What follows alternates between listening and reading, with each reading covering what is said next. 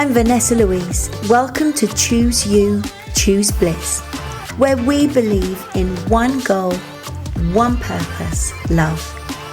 Through shared experiences, we aim to enlighten, enrich, and enroll you in actively applying the tools and techniques to enable and continue healing for your whole self. Now is the time to take back our power, reconnect with our true selves, each other, including the world around us, and live life with confidence, purpose, and joy. Thank you for being here. Thank you for choosing you. As ever, it is an absolute blessing to be here with you all today. And Choose You, Choose Bliss is about real life experiences. And we have a remarkable story today. In today's busy, demanding world, we're all familiar with burnout and how we still function at a high level, completely unaware of the dangerous place we are heading. Well, today's guest has a revealing journey to share, so let's delve straight in and get naked with the beautiful Tia Harris. How are you, my lovely, today? I'm good. How are you? Do you know, I love sitting opposite you, and we're doing this live, so this is a real treat, not on screen. I have one question for you, because I think this will dictate where the rest of our pod goes, because I really want to share and have you, and I as well as I know you won't leave anything left on the table. Yeah. And I think that is going to be so important today. So my question to you is, what is your greatest learning in life, or the statement that defines what your life has taught you? I think recently, going through the experiences that I've gone through, what I have been taught is that we are not broken and there isn't anything to fix. We are just trying to remember who we are, and we're just coming back home. I love that. I love that. And all the conversations that we've had, I know I've shared with you, once I realised that for myself, that was groundbreaking for me, because we do spend our lifetime believing that there is something wrong with us, that there is something missing, and that there is something broken about us. How did you get to that realisation? Because that's powerful. I got to that realisation through burnout. So I came to a space of being on my knees from just really ignoring how I was feeling internally, just pushing through, just keep going. I'm quite stoic. I can just pick up, I can just carry on. And it felt quite effortless at that time. And then lots of personal situations, circumstances all happened at once. And I was unable to move. My body froze and I was unable to move. November 26th. 2021, and I couldn't get out of bed. And I couldn't get out of bed because what had happened is, over a period of, I'd say, 20 years being an adult, I was quite high functioning in Thrive and Stress, and loved it, and really felt that all of those things validated who I was as a person, made me feel important, and I'd had attached my work ethic then I applied that ethic to family life and social and training and eating. So all of that was really intense, and that being intense made me feel like I was a thriving, important, I hate using that word attached to myself, like I never want to feel like I'm of a level of importance, but really if I look at it really harshly, in the person that I was, I attached a lot of importance around me being very busy, very committed, very overcommitted, and in a really what other people would think was quite a status employment role. Yeah. And that's how I had got that, all of that accumulating then with personal circumstances brought me to my knees, and I was like, actually, I was broken when I was that person, because I'd ignored the warning signs, or I'd ignored the slow down, or I'd ignored I need a duvet day, or I'd ignored let's not have that commitment at the weekend, or I'd ignored my stomach when somebody'd asked me if I wanted to go for a day out, and actually I didn't really want to go for the day out because my stomach flipped and churned, which was my red flag internal system saying to me, you don't want to spend time with this person. But because that busyness made me feel so whole that I would ignore the body's internal systems, and I had then ignored them for so long that those little systems had become such quiet little noises that I'd stopped even hearing them. Wow. So that the indication that your body was trying to give you to change your ways had quietened because the noise that you were living in was deafening it out. Yeah.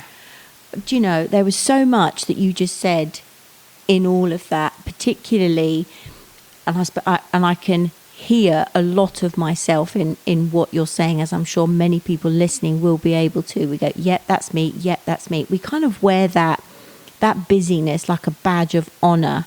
And I smiled when you said, I don't like to think of myself as a level of importance, but it's not you consciously that is thinking I'm important. It's an undercurrent story that you need to feel important because of ...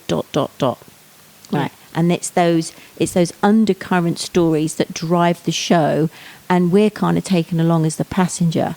And in the beginning it's exciting because for 20 odd years that would have been probably like your early 20s, wouldn't it? So that would have been a beginning of your career. And the word that I had coming up as you were speaking is we get caught up in that, right from preschool to school, early school, middle school, senior schools, the education, further education, whatever, job, and we get carried on that trajectory, and we get caught up in, and we buy into that shitty system. Yeah, we're really conditioned, actually. We're really conditioned to be in that system, and everything, you know, like even TV programs, actually I've changed very much what I watch and what my diet looks like in terms of what I consume for myself. Yeah. But if I look at it like my husband isn't in this world, and I look at the kind of things that he consumes and the things that he watches, I can see the conditioning now to keep us in that pattern. Because when we are that busy, when I spoke about those noises becoming so quiet that I didn't hear them, when we are that busy, we are so disconnected from who we are. We actually don't really know what we want for ourselves on a soul level, or being authentic, or taking the cues from what we hold internally to allow that to drive and shape what we would engage and what we would not engage in. We are so overstimulated, we are so over busy and with so much noise. The whole system for me is orchestrated in a way to only bring about the disconnection of self. Exactly that. And that system that you talk about is created to keep us in that place. Yeah. And that disconnection means that we're limited. And the word I had coming up was like kind of this, we buy into this falseness of, and you said we're so far away from who we are. We've forgotten who we are, because you talked about remembering at the beginning. And I'm curious, going back to where you said that your body was unable to move. Yeah. Like through sheer exhaustion, or stiffness, it or was pure burnout. I went to get out of bed to go to work, and physically my body just wouldn't move. I just could not get out of bed. I had overworked myself so much. I had a period of time where I hadn't been sleeping.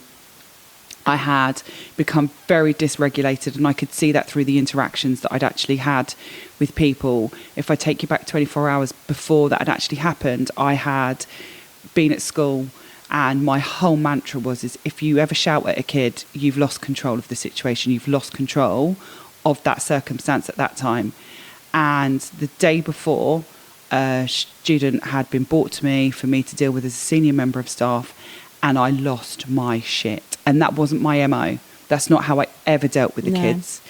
And I remember at that point thinking, this isn't good. I had to step out of the room and ask another colleague to come in and address the situation, because I had become that frustrated and that not in control of my own feelings at that time. And I don't mean screaming like a banshee, but my whole career, I don't raise my voice. No. I don't raise my voice, because I'm the adult in the room. So for me to be in a circumstance where I had actually raised my voice at a student and couldn't bring myself back down from being that annoyed, I knew that I had lost control at that point. I was going to say that lose it is the word. So that's a horrible feeling at the best of times, let alone professionally. Yeah.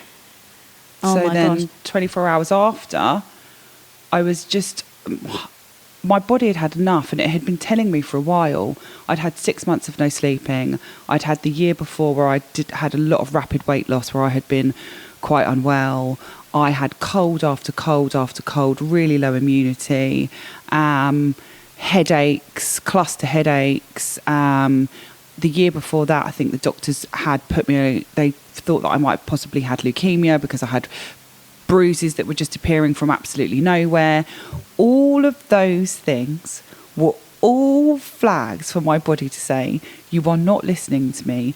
Please slow the fuck down. And I just carried on because I was good at it.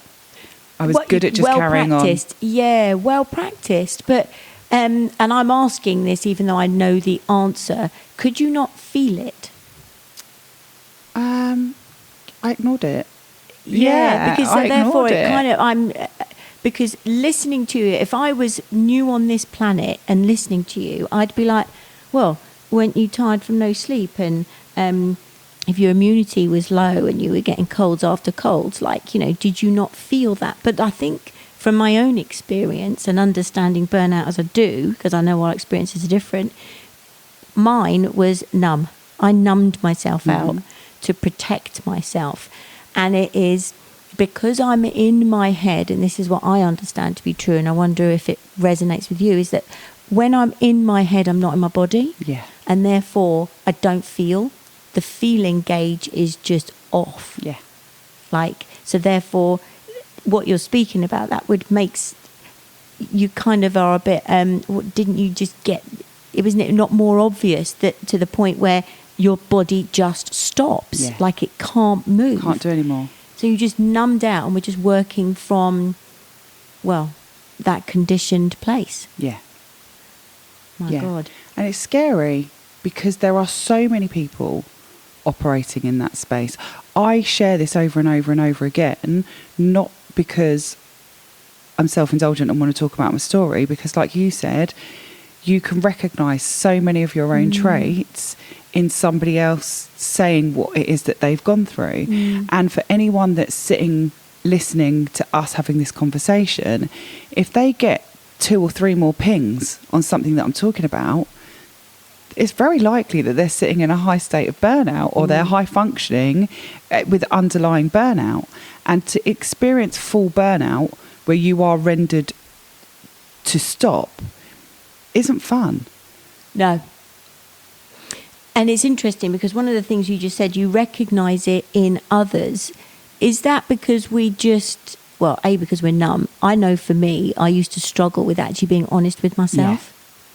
So it's easier to see it in others. So the invitation, I suppose, here is if you find yourself seeing, commenting, judging, having an opinion on the way somebody else is, and as I've always said, when you point the finger, there's 3 fingers pointing back at you, is that maybe the invitation to look at where you're judging if others are tired or struggling or burning out? And actually, are you recognising that because it's also in you? 100%. I think firstly, you and I are very similar. So knowing you, we're complete caregivers. So we see those signs in other people. We are the type of people to reach out and be, take care of yourself, you're doing this, you're doing that. And I also talk about from a spiritual aspect that we get given a mirror. So if you are seeing those things in somebody else, often the universe is inviting you to look at that reflection back at you. Massively. You're seeing those things in other people because actually that is actually what you are experiencing yourself, and they are holding it up to you to say, this is the mirror. Yeah. Anyone that's come across this particular podcast that is listening to this particular episode, I will literally say to you right now, the universe is saying to you at this precise moment in time, you have come across this podcast, this particular episode about burnout, because I'm holding a mirror up to you for you to take stock of where you are right now and where you are overstretching yourself, where you are in your head and not in your body, and feeling the experiences that your body is going through daily by pushing yourself through the grind or pushing yourself through an experience. You and I are literally here to allow those people that are listening to take a moment and think, shit. If this is resonating on any level, the invitation is to get curious, because even if their story isn't similar to yours, the underlying emotion, if you like, that connects us all, what's speaking to that part within them. Because John DeMartini, brilliant guy in America, says, which I love, what you admire in other people, you're too humble to admit exists in you, and what you don't like in another, or you judge, or you're too proud to admit exists in you. So it works both ways. So, and I don't know about you, I've only ever really learnt from other people sharing and my own experience when I was brave enough to go inward. Yeah. So did it get to the point then, because if your body couldn't move, right, then that's your wake-up call, apart from anything else. Yeah. Did you panic? Or did you go, oh, yeah, okay, I kind of felt this coming? I kind of knew it. I knew it was coming, really. I knew that I had ignored it. I could, at that point, when we talk about going from the switch from going from numbness to knowing that I could feel it in my body, I literally, it wasn't a long period of time, but I could literally feel that burnout, like knocking. I knew that I had ignored it for quite a long time. And I knew that I allowed, as I said, that me feeling that importance to place a really big part of my identity. That was a huge part of my identity. But it was starting to come to the end of that identity crisis. I would almost call it a crisis, actually. Yeah. It was coming to the end of that identity crisis. So before that penultimate stop, I was actually starting to really feel it in the body. I suppose my question is, was it a gradual thing, and then, like when you just, your knees go and you fall to the ground, or did you just hit a wall? I just hit a wall. Yeah. I just hit an and absolute that's wall. where it's, then it's the actual shock to the system. How long were you left unable to move? So I just remember that day was such a tearful day. I'd managed to get myself managed to get out of bed within half an hour. But for the first, that you go to whip the covers off and it feels almost like a paralysis. It's like, I was so heavy. Yeah, I was going to say lead weight is what. Heaviness. Yeah. And I probably got up within half an hour. And you know what? I'd actually contemplated still making my way into the building. Really? Yeah. You contemplated going back to work? Yeah. I'd actually contemplated going in because I didn't know myself. I knew myself so little then that I didn't know who I would be if I didn't do it. Well, I was just about to say that identity crisis. And if you've got an identity of important status, etc., head of, senior member of staff in a school, you can't be seen to be on the floor. No. Right? You've got to be seen to have it all together, because an important person is important because they are kind of like this iconic whatever. Yeah. Which, quite frankly, sorry, it's all bullshit. It is bullshit. It's ego. It massively so. And because of that disconnection, it's almost like you just ran out. There was nothing left. Why is it that we think we can keep going with nothing in the tank? I call it being unplugged from the mains. Right? You are a lamp that is useless because you're not plugged into that you're dragging yourself around trying to light yourself up, and it's just not working. How long were you off work for? 6 months. 6 months. So I had after that I went to the doctors because I wasn't sleeping. The sleep deprivation was killing me, but then because I wasn't sleeping during at night time, I was just pacing the house. I was then sleeping during the day because I'm now making up for the fact that I'm just exhausted. So everything, it was like a circle of everything was out of whack. Yeah. And one was chasing the other kind of thing. I was never going to be able to sleep at night because I'm accessing sleep during the day because I'm so shot to pieces. So I was put on sleeping tablets, which I came off quite quickly because they made me feel quite groggy. Like, you know, like the sleep, when you wake up from the sleep, you just feel, I don't know, just like I couldn't do anything. But they gave me a reprieve. What those sleeping tablets actually did was give me a small reprieve so I could drop back into at least a cycle. Yes. Of, you know, of being able to access sleep at the time that I was supposed to. But I became mildly agoraphobic. I became, over a period of time, I could not go to shops or anything. I'd start to have massive panic attacks. Food was a real issue. So over a 6-month period of time, it was, if I tried to push myself too hard, I'd end up with another symptom. So even at that point, you know, like when I knew that I was really unwell, I'm really an impatient person, and I'm really impatient with myself more than what I am with anyone else. I have a wealth of patience for others, have such little patience for me. And that's something that I'm really even still working on now. Yeah. Where like 3 years post that crisis, and I still have to remind myself to be kind to myself and apply the same level of patience as what I would for somebody else. Yeah. But at that time, I had no patience for me whatsoever. So every time I tried to push myself, you know, I feel a bit better, let's push it, another symptom would occur because my body was so scared of me bouncing back and returning to being that human being. It was like, we're not going to let you. Going back to being the important. Yeah. Right. Yeah. Okay. Now that's interesting, because sounds like the new norm that you had created for yourself that had just run out of time, basically. Yeah.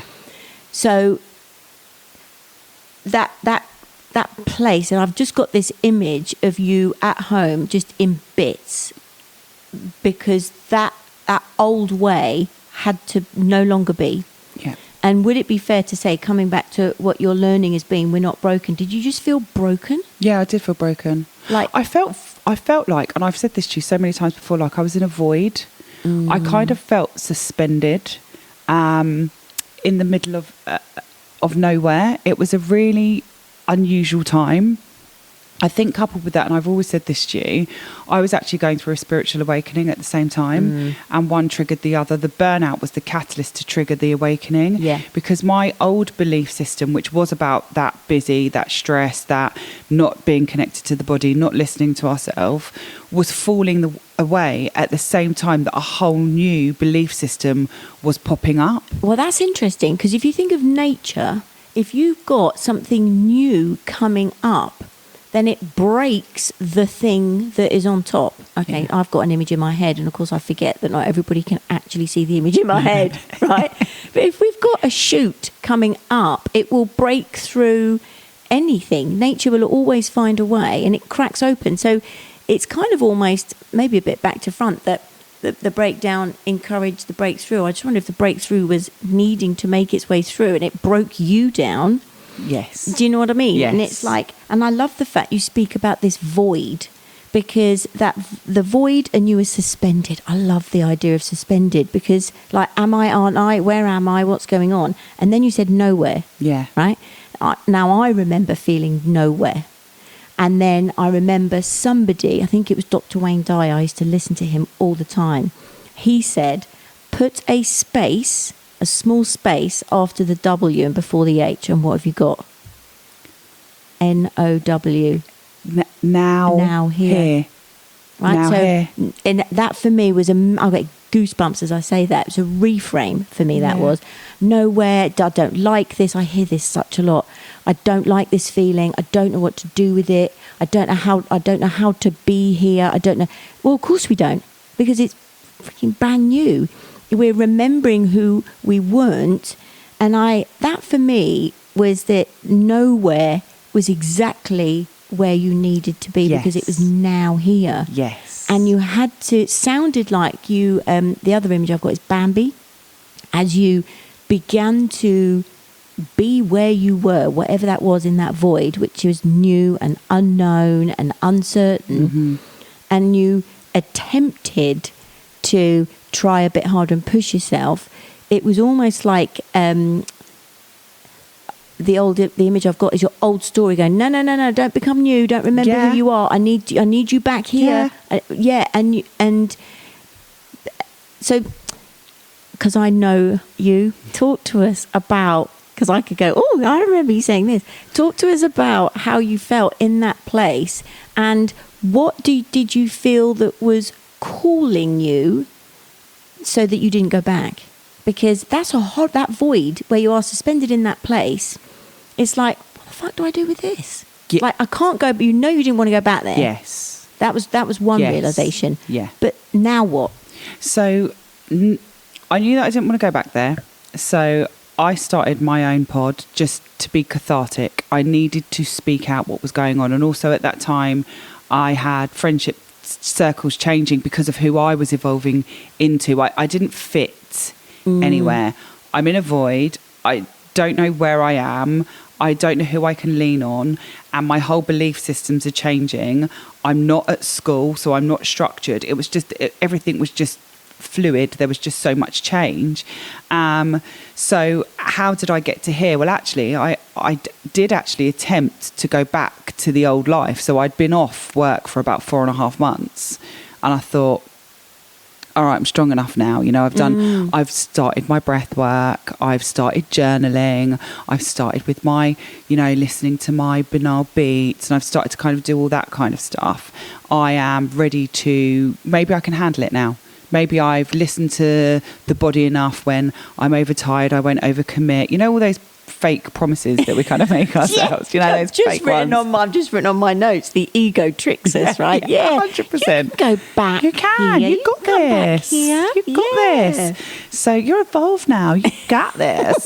Fuck off. So it's so true, though, isn't it? So I'd actually attempted to go back. It was the April that they'd engaged with me, and I thought, I'm going to give this a go.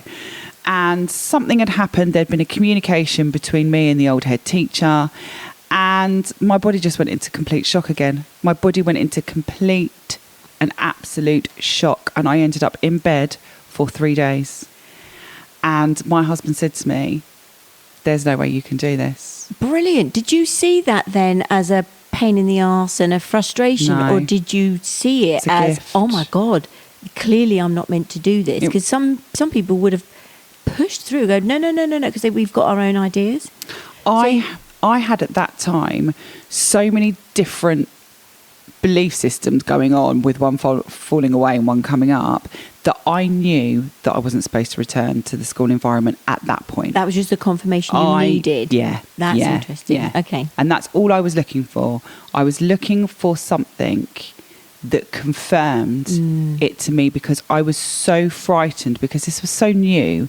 I was so frightened to trust my own intuition and my own self. And I think, like, when we spoke earlier on about what is it that we want people to take away from this, it was to stop outsourcing your own healing and be empowered enough to know that you have got this yourself. Yeah. But you can only get to that space when you are connected enough to yourself. So there's a lot of work of the deconditioning. I don't even know if that's a word, if I just made it up. Yeah, it's almost like, we've got our own dictionary here, that's fine. The deconditioning, the unpicking, the unlearning, the disintegrating, the stripping back, and that can only be done, I believe, may I add, in that broken place. Yeah, it can. Because you can't do it with the guards, the shields, the facade, the mask, the shit, the story. You can't do it. You can't. It's that lovely saying, you can't see the label of the jar you're in. So you've almost got to break the jar to be able to see the label. 100%. Yeah, brilliant. You have to be at your most vulnerable to be able to say, I've got to find the courage from somewhere to get through this. Yes. I have to. Like, that's not, you get to the point where that's not working. Yeah. So what is? Yeah. Yeah, what's going to change? What's going to lead me back to self? And I think for me, that really started with becoming aware of, I talk very much about the universe, and I will always say, like, we switch that out for God, we switch that out for whatever suits that narrative for you, because I do believe that they are one of very many things. We just call it something very different because it is a belief system. But actually, when we look at those belief systems, all of those belief systems come back to and start with how we actually are as a person and being connected with ourselves. And then that projects from our heart and disseminates and goes out to the people that live around us. Yeah, but you didn't know that then? No. That's kind of been your learning and your understanding. Yeah. Did you struggle, because I know I did, in that kind of broken feeling place, because we're not broken, it just definitely feels like it. Did you struggle to know what questions to ask yourself? Because the old narrative dictates, it's in broadcast mode. It's you're this, you're that, you need this, they need to think this of you, etc. And it's like a... it's the... You just want to punch it in the face, and don't it gets you? really loud at that stage. Yeah, very loud. It's so loud. But when you're used to hearing statements and dictations and broadcast, that for me the change happens when you learn how to ask different questions.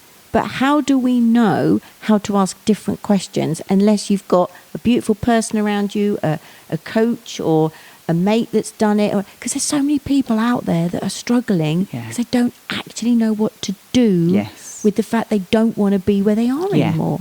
100%. So what led me to start being able to take that line of inquiry was beautiful spaces like this.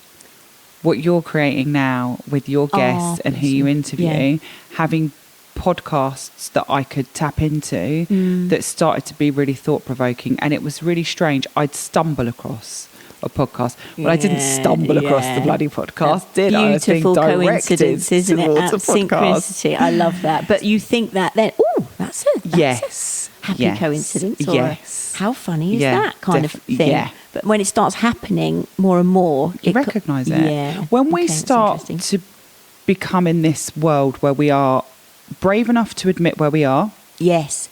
Love that. Honest with yourself. Yeah. When we're honest with ourselves, and at the beginning, you are never going to be brutally honest with yourself because your ego will not allow you to do so.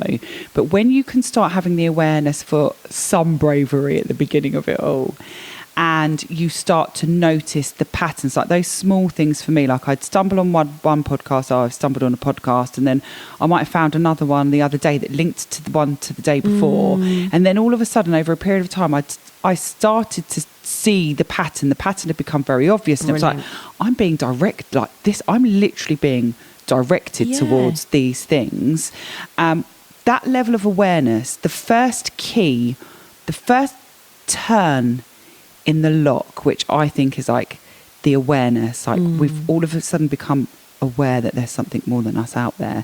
That first key, when we start to follow that key, and even if we can't follow it all the time, because it's impossible to do that in the beginning, I'm coming from a different space. I'm coming from 3 years on. In the beginning, that's really hard to do because it's really fucking scary. Well, and it's new and it's unknown, and it doesn't make sense. Yeah, and I think that was the biggest part of it. It doesn't make sense. And also, I was becoming so disconnected from the life before. Like, I felt quite isolated from my husband. I felt quite isolated from my friends. I felt quite isolated from my family. And not saying that they haven't been supportive, but because I was changing what I was thinking and how I was feeling about things, it was really hard for them as well, because they are losing a person. They are grieving and losing a loss of someone. But it was really hard for me to express, because I'd never want to sit in an echo chamber, but I had no one around me that could give me any guidance, that had any of those thought processes, that had any common ground with me. So it's really scary, because you, as you rightly say, unless we've got a beautiful coach, unless we've got a beautiful someone that's been through it before, how do we know? And that could even be a neighbour or a mum in the playground. It could be anyone. But and this is where loved ones are amazing. But unless you know how to communicate, what's going on for you, and while you're learning what's going on for you, we don't always have the language around it. And this is why patience, I love the fact you brought that up. Patience is so powerful. And I think I've always said to my kids as well, when we were struggling to go through stuff, I don't want perfectly formed sentences. I don't need it to sound correct. I just want, even if you just make a noise, that's good enough for me. Yeah. Or jumbled up this, that, and the others. Just say something, because you know, it's really important to express what we need. But I think we really struggle with that as human beings. Massively. Because our focus is always, a lot of the time, is outward rather than it being inward. Yeah. So how did you navigate that then? Because you've got lovely, amazing people in your life. Yes. Talk to us about those next steps. So the next steps from that, so I had found sound as a modality. A friend had actually recommended sound to me because I was still having trouble sleeping. I was still quite anxious. So she was like, try sound healing. Just try sound. I was like, all right, I'll give it a go. At this point, you're kind of open to anything, aren't you? Fucking was I.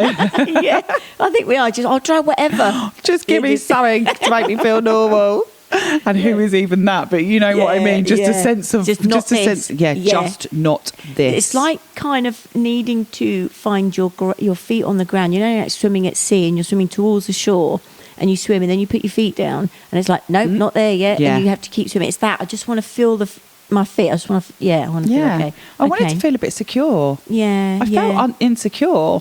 I'm suspended in the middle of fucking nowhere. Like that's not a normal way to live, is it? I was like, where am I? I just wanted to feel a bit normal. Just that security. Yeah. So I tried sound, and it was instant. That one session, the relief that I got from that one session was instant. And I mean, in terms of firstly feeling calmer, it was the noise.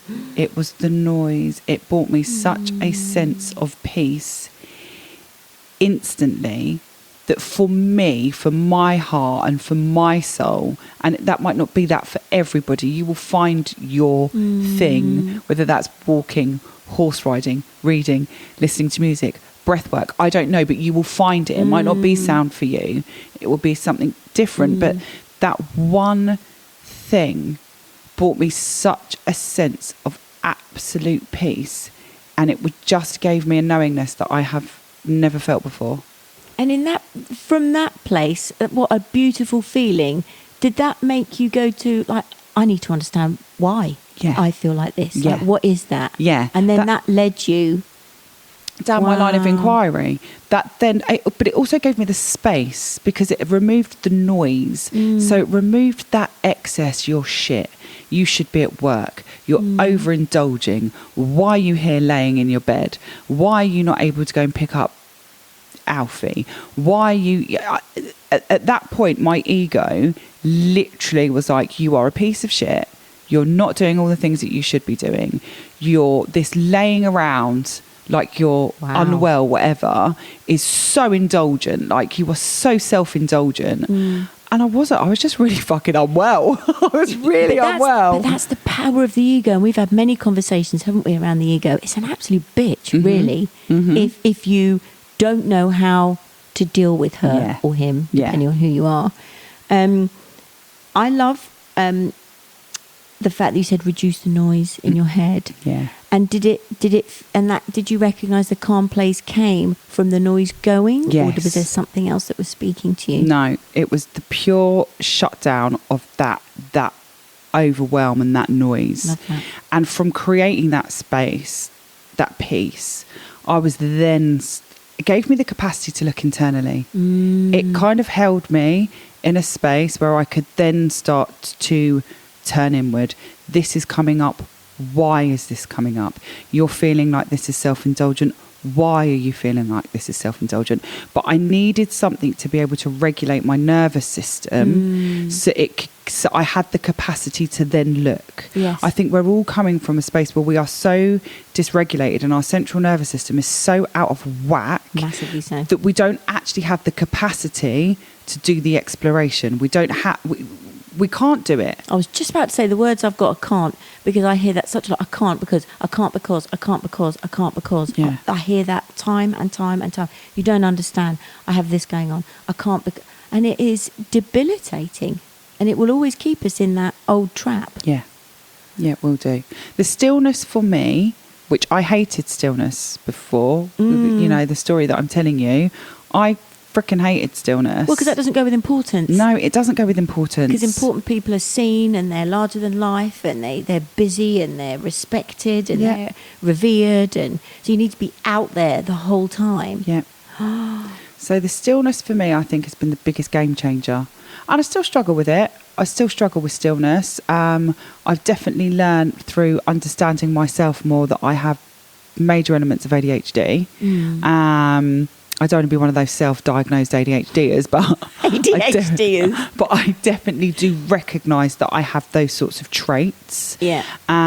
So I still do find stillness quite difficult. That's why, for me, the modality that I happen to have fallen into, by coincidence, there are none, supports me developing that for myself as well. I love that. Yeah. I absolutely love that.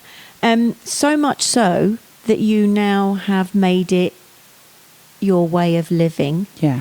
And the way your vocation in life, because of the profound feeling and how it helped you on your journey. Was it kind of a pull out, a leg up, a support, whatever it was, carried you kind of, sounds like, to a place. You inquired more about it. You now have your own business in sound. Yeah.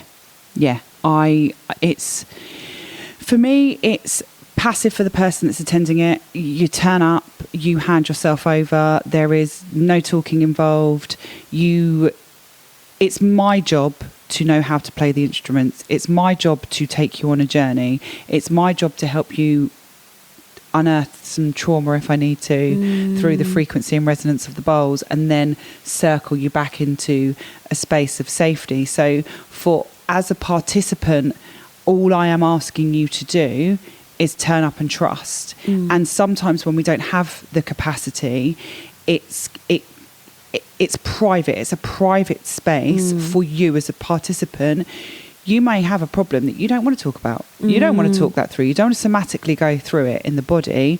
But yet in a sound session, you can explore that thought in a really abstract way, because that's what the frequency and the resonance of the bowls do to you. I have clients now that will come around to me and be like that. This memory came back to me. I do not know why. And it was of years old and whatever else. But I feel like I've let something go today. Wonderful. Or Isn't I need to explore point? it. Yes. Exactly. Or I need to explore it more. Whatever that may be. And I think for me, that's why I've had to, I felt so compelled to make this my business and a way of my life, is because it allowed me to drop into spaces during sessions, which I still participate in sessions for myself, allows me to drop into a space in sessions where I can explore myself and connect with myself without having to sometimes talk through it. And so it gives me that private space for me to unpick, unearth, or just recognise, or just see myself and say that's okay. Well, it's almost like the stage before that, because I'm just thinking of all the sceptical people, which I know there are so many people that would see the complementary therapies as how does that work, which I think is why the science is so important. And you share a lot about that on your social, which is brilliant. So you can share that with us in a second, where people can find out more about you, to follow you and actually understand more about the science. But even if you're skeptic, the one thing I've heard everybody say about your sound sessions, as well as all that other stuff, is it's so relaxing. And if nothing else, even if you're like, this ain't going to work for me, if you are a busy person and you are stressed in any way, or you just want the opportunity to feel supported as you relax, job done. 100%. And when you're a busy person, you don't have the time to learn a new skill. We don't carve out the time to sit down and talk to somebody. Chances are a lot of us are talking all day anyway. You are not expected to be perfect at this or turn up with a game face on. You come in, you look at a mat, you get out a blanket, you lay down, and you get somebody that holds space for you for an hour, and you get up and you leave. You're not running on a treadmill to put your body through its paces. As I said, you're not talking to somebody, you're talking through a narrative that's emotionally going to strip you and exhaust you after. You're not having to do breath work where we get dry mouth and we're conscious connected breathing all the time, or we're not, I don't know, holding our yoga poses, because all of those modalities bring us back into our body. Yep. They all connect us back with ourselves. I love all of those modalities. They all feature in my self-care pack. And there's a time and the place for them. Yes. Yeah. But what I like about sound is, I think, for the person that was me, that was that really busy, burnt out, I don't need it. Actually, if you need nothing more than the rest, as Vanessa says, if you need nothing more than a good bloody rest, you come out of a sound session. It's weird. Like, you come out of a sound session feeling a bit supercharged. Or it can go the other way, where you come out and you're like, oh, God, I just need to go home and chill out. So it forces you to engage with that rest. Yeah. And it's kind of doing something for you, because you're not doing anything. No. And we're so used to doing that we don't spend enough time in that stillness being. We are human beings. Yeah, we are not human doings. Human doings? We're not. And I do say that sometimes in my doingness, sometimes I'm in my doingness today. Yeah. But we're not. We are supposed to be. Well, exactly that. Well, we're innately well, and also we have an accelerator and a brake. You talked about the nervous system. Yeah. Parasympathetic and sympathetic. So that's like the accelerator and the brake. We cannot go full tilt on acceleration the whole time. No. We know that logically, but what does that look like and feel like? This is why I like the sound sessions, because not only does it, and I'm going to say magic in inverted commas, something happens. And sadly, we haven't got time to go into that today, but if they get you to follow you, they'll understand more about it. But it's our physical being is on overdrive a lot and is very much overstimulated with our outside world. It's essential to allow us to rest. But because people struggle to rest and relax and be in the stillness, like you say, you invite them to just turn up and you do it for them. Yeah. Yeah. Amazing. And it just, it gives people permission, doesn't it? Oh, I've booked a class, because it's like booking a class. I've booked a class. So all of a sudden you've got permission to turn up and rest. And sadly, that's what we do need. People, not me, because through what I've gone through, I'm kind of like, oh no, don't get to the space where you need a permission slip to rest, love. We know that's going down a really, really dark hole. Yeah. But most people in life feel like they need permission to rest, or they need to have had a period of doing something to earn a rest. Yes. Exactly. That's exactly it. Yeah. And because of that old story that you spoke about, you shouldn't be doing this, you should be doing... So what's some of the impact? Just share the impact that this recognition has had for you, that the sound that you had for yourself that then led you to building a business around it. What impact do you see within yourself and the outside world when people engage in sound therapy? Regulation for me, more so than anything else, because of where it takes us to through both those nervous system strands, taking us from the sympathetic, our go, to our rest and digest, our parasympathetic nervous system. So for me, even for myself, regulation through that modality has been absolutely key. But I would actually say understanding myself better through my own meditation, through doing my breath work, through doing my journaling, through doing, like I work a lot with crystals. I am batshit crazy, people, by the way. I'm just literally going to put it out there, all right? So there are parts of me that are really sensible, not very many of them, but there are. But most of what I have aligned myself with and what I've intertwined who I actually was and am now is all about very much the alternative. It's all about the universal energy. It's all about frequency and vibration. It's about the universal law of oneness. I am you, you are me, we are we. So for me, a lot of what's intertwined is very, very alternative, being led back to myself, and I've now gone off on such a bloody tangent. No, that's okay. The impact within you is regulation. And regulation. And then I know that you have people say that a lot about your sessions. What about the wider impact, like you sleep better, your relationships, all of that kind of stuff? Yeah, I think because it's allowed me the space to come back to myself. Yeah. And also, I have learned through this process, like when I first started journaling, when I used to first start doing this, and some journal prompts would be like, really say something shameful, you know, like what's your biggest thing that you're ashamed of? And I'd go with a little thing that ashamed me about myself. Firstly, no other motherfucker's reading this journal for a start. So why am I not being honest with, like, properly, starkly honest with myself? Yeah. It's a space that we find really hard. And I think going through this process in sound, where I get to be, as I said, for an hour, I've learned that I can actually strip those bits away of myself really safely and not judge myself for it. But that has also come through doing all of the other bits of work that has come from the journaling and journaling over and over and over and over and over and over and over again. And that those journaling habits look really different sometimes. Sometimes it'd be a dump journal, rage on the page, where I just want to get it out, and I could just write a load of profanity, but I need to get it out at that time, you know. Sometimes it might be around an inquiry of, I'm feeling like this, why? Let's unpick it. Sometimes it might be around an old trauma. So like my journaling styles are very different. It just depends where I am, what I need in that space.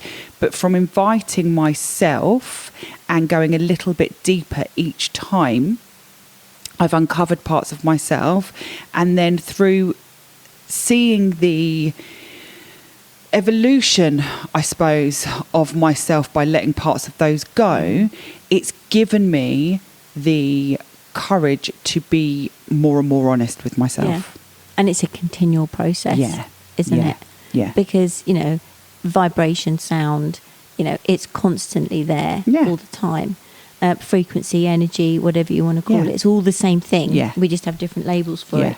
And as you were speaking then, I just wrote, it's almost like the more time you spend there and the time you spend there consistently, it's like you remind yourself. So you're constantly remembering who you are. Yeah.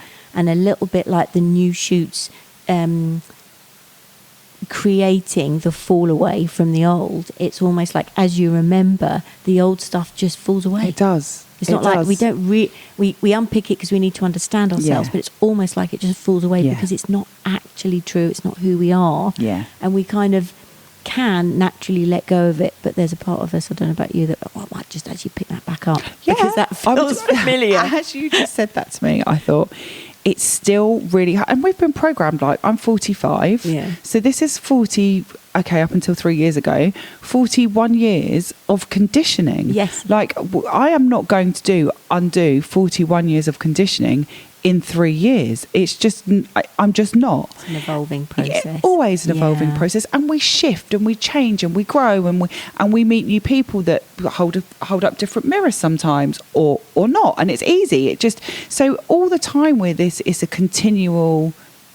We said something really interesting earlier on when you were like, you know, like when you first go through this and you've had your first transformation. Yeah. And I'm going to put a caveat out there, guys. It is literally just your first, okay? There are very many to come. And you get to that point of your first transformation, you're like, I fucking got this. Yeah, I'm done. Got this. I'm done. Yeah. Thanks. Box ticked. What am I going to do next as a life experience? It doesn't stop. The transformation and evolvement doesn't stop. And I often liken it to, I think I've heard you reference this, we are an onion and we peel off the first really big, thick layer in it. And that little bugger takes quite a while to come off. Yeah. And then there might be another little one in the middle. That comes off like a dream. Yeah. And then you get to a really thin, papery one, and that really takes a while to come off. You know, there's a few sticky bits and we've got to go through. But we are always that onion. There is always something else for us to uncover and learn. And it isn't always about the dark side of like, oh my God, I've got a journal about it. Oh my God, I've got to do this. Oh my God, I've got to do that. Exactly. Sometimes it's just a recognition. Absolutely. There's a lot more light in the journey than there is dark. Yeah. The dark is the bit we don't want to acknowledge. Like when you say be brutally honest, we don't want to go there because what will that say about me? Yeah. Well, what it says about you is that you've been believing a bullshit story. So actually, would you not want to be grateful to be rid of those? Yeah. And I also think like being that brutally honest with yourself actually allows you to have yourself a sense of compassion. There are things like that, you know, that I am, you know, that I'm ashamed of or was ashamed of. You know, like when you remember a night out when you're in the shower and you cringe when you're under the shower and you go, no, I hope and nobody else coming saw. back. You know, that conversation, you're like, oh, no, I didn't say that. No, I didn't. No, I didn't. But once we've had that shower, and we've let that go, well, maybe for a couple of days, depending on what shithead you were on the night out. Yeah. But once you've let that go, it's gone, and we've forgiven ourselves, and we've given ourselves the grace, and we don't need to keep revisiting it. Like, I don't remember what I did when I was 20 on nights out. I'm sure 2 days after I did when I was 20, I'd still be kicking myself about it. But that's long gone now. And it's when we get to the space where we can just look at those bits and say, I don't need you. I can love you, and I can say thank you for giving me that experience, because I'm not going to repeat it again. Yeah, but I don't need only on reflection. Yeah. But I don't need to carry around the guilt and the shame of that, because it's something that I've learned from. Yeah, but only on reflection do you know you've learnt it, and then reapply the learning. Yeah. At a future time in life is the real test of evolving and growing. And they're the ones that I love, actually, when it comes around full circle. Like when something comes up to, have you really learned from this? You know, when it feels really familiar, and you could easily go, oh yeah, because that's really easy for me to do. Yeah. And then you get that test and you're like, oh no, I'm going to handle this in a really different way. And I've learned that quite a lot with I think being invited to things, and I think this is more connected to do with family. Yeah. My husbands, they're not my family, right? I love them, but they're not my family. And there were many times where we'd be invited to things and we would go out of sheer freaking obligation. And I could feel the gut go straight away.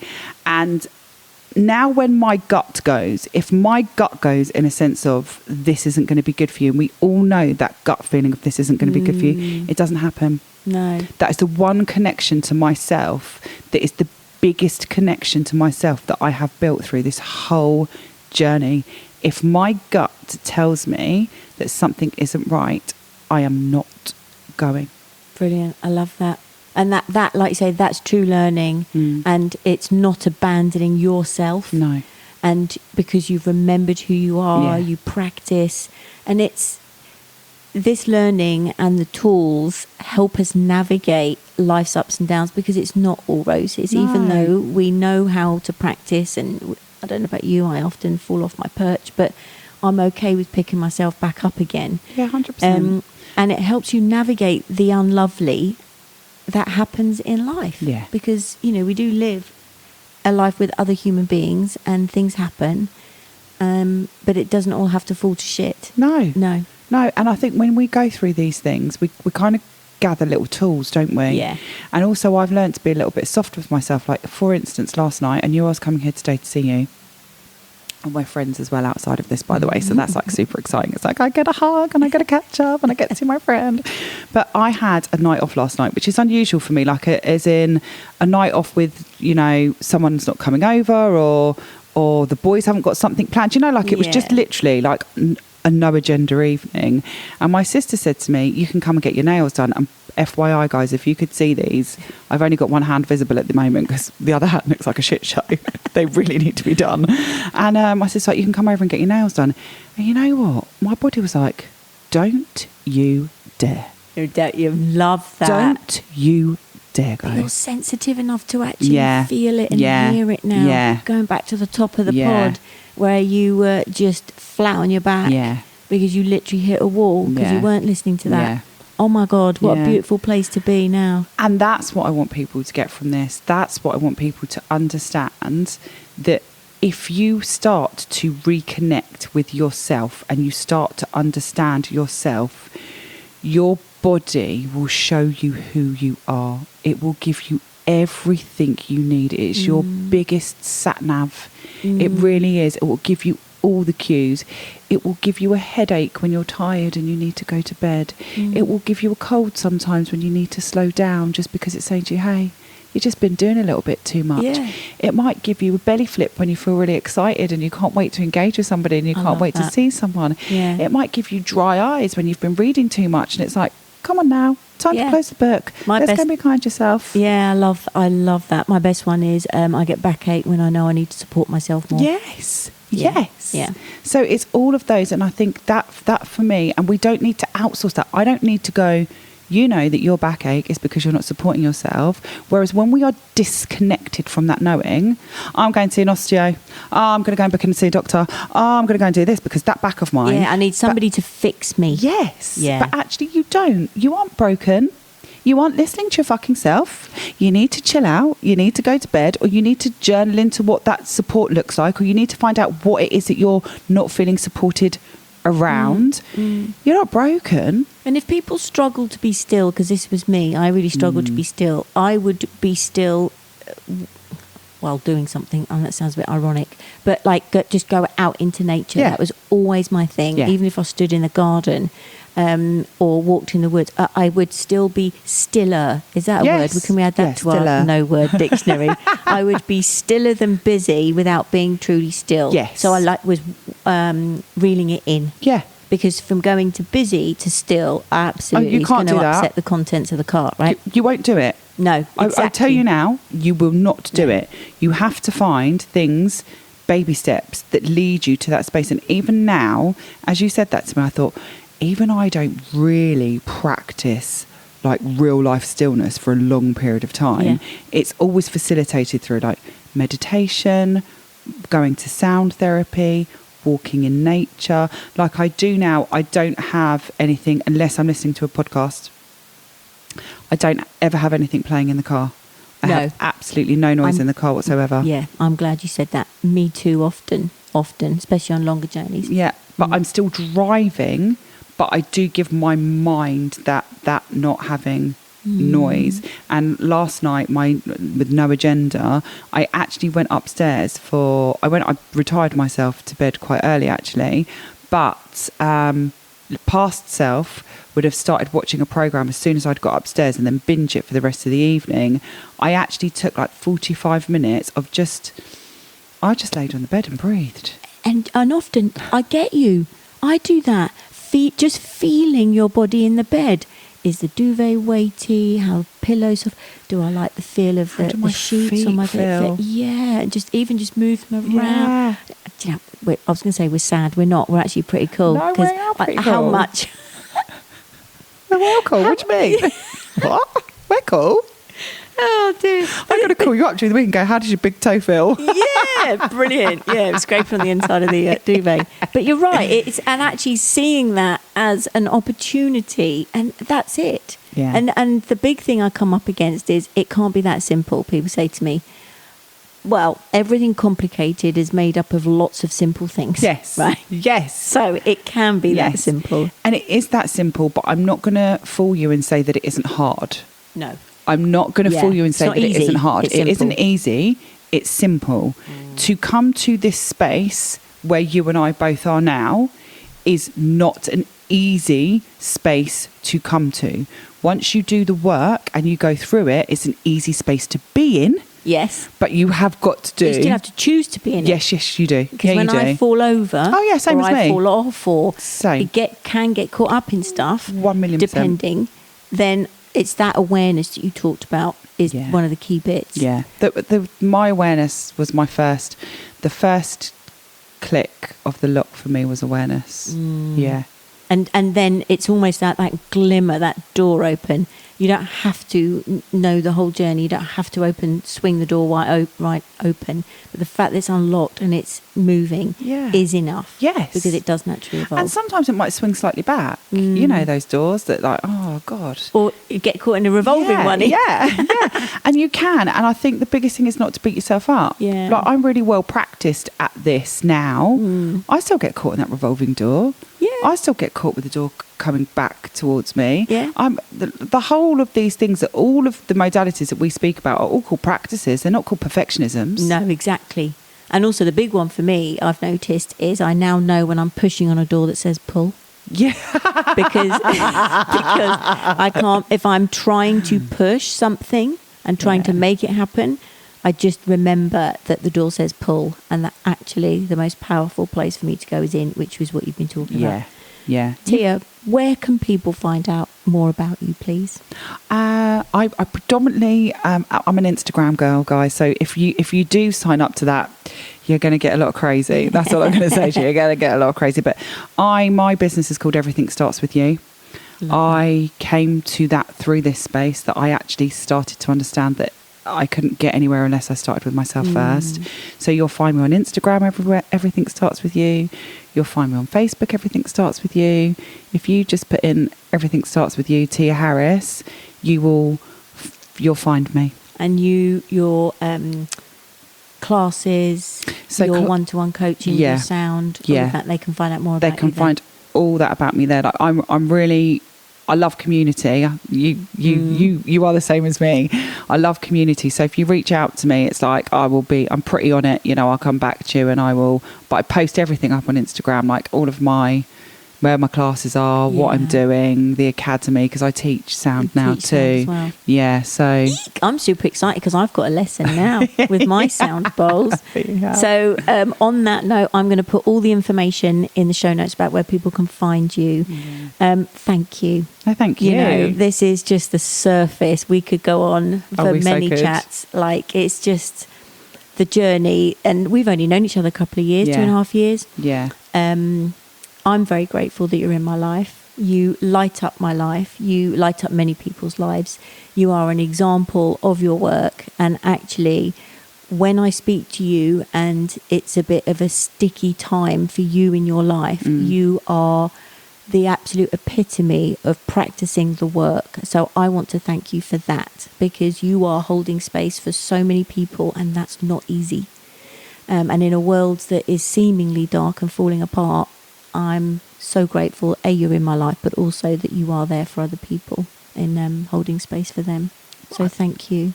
I want to thank you for having me on here. And I do have to say, we are a bit of a mirror for one another. So straight back at you. You said it much better than me. So I'm just going to go over everything you said. Ditto. Okay. Thank you. Bless you. We're actually sitting opposite each other. So this is lovely to be able to see your beautiful face. So thank you, Tia. God bless you. Lovely. I love you. The invitation is to take a few moments to reflect on what's resonated with you here today. Let us know what you find. Share this episode with those you love to practice your vulnerability and enable deeper connection with self, others, and the world around you. May you feel blessed and loved as you live your days with purpose and presence. Thank you for being here, and thank you for choosing you. I love you.